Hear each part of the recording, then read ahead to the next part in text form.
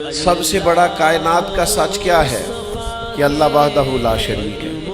یہ کائنات کی سب سے بڑی صداقت ہے، سب سے بڑی حقیقت ہے، سب سے بڑا کائنات کا یہ ضابطہ ہے کہ اس مخلوق کا خالق، مالک، رازق اللہ ہے۔ لیکن اللہ کہتا ہے ادعو الی سبیل ربک بالحکمہ، کسی کو اللہ کی طرف بھی بلاؤ نا تو حکمت کے ساتھ بلاؤ، اللہ کے رستے کی بھی دعوت دو تو دانائی کے ساتھ دو، لوگوں کو اللہ کی جانب بھی بلاؤ تو تم معاملہ فہم بن کے بلاؤ۔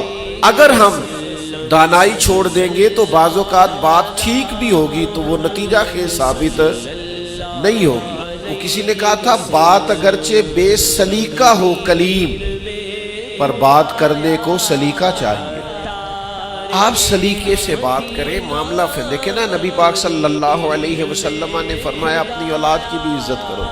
حضور کے مناسب میں سے ہے دانائی سکھانا، اپنی اولاد کو بھی اکرام سے پکارو، آپ ان کا نام بھی اچھے لہجے سے پکاریں، ان کے لیے بھی آپ کے لب و لہجے میں مٹھاس ہونی چاہیے۔ لیکن ہمارے ہاں یہ ہوتا ہے کہ بہت ساری جلد بازی، بہت ساری طبیعت کا الجھاؤ، بے چینی، بے قراری، ہر چیز کو سختی سے ٹھیک کرنے کی کوشش کرنا، ہوتی ہیں بعض چیزیں بھی سختی سے ٹھیک، لیکن ساری چیزیں سختی سے ٹھیک نہیں ہوتی۔ آپ نہایت معاملہ فہمی کے ساتھ، نہایت تدبر کے ساتھ حضور لوگوں کو دین کی طرف بلاتے تو بڑے کمال انداز میں سرکار دعوت دیتے، اللہ کا پیغام دیتے تو اس میں اتنی مٹھاس ہوتی کہ دلوں میں بات گھر کر جاتی۔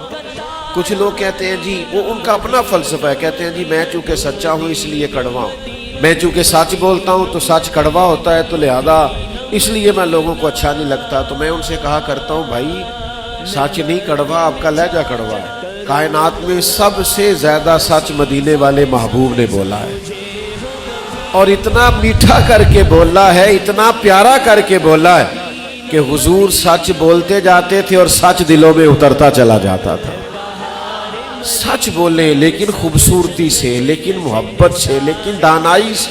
یعنی ایک صحابی آئے تو ان کے چہرے پہ بڑا جلال تھا اور ان کے لہجے میں بڑا غصہ تھا، اور وہ بڑے بے چین اور بڑے بے قرار تھے کہ یا رسول اللہ میں ان مشرکین کو چھوڑوں گا نہیں۔ حضور نے فرمایا کیا ہوا؟ یا رسول اللہ وہ آپ کا نام بگاڑ کے لیتے ہیں، وہ بگاڑ کے نام لیتے ہیں اس لیے کہ وہ کہتے ہیں اگر ہم محمد مان لیں تو محمد صلی اللہ تعالی علیہ وسلم کا تو مان ہے جس کی بار بار تعریف کی جائے، تو وہ نام بگاڑ کے لیتے ہیں، اور نام بگاڑ کے آپ کو برا بھلا کہتے ہیں۔ تو سرکار مسکرائے، فرمایا پتہ نہیں وہ کس کو برا بھلا کہتے ہیں، پتہ نہیں وہ کس کا نام بگاڑتے ہیں، مجھے تو اللہ نے محمد بنا کے بھیجا ہے۔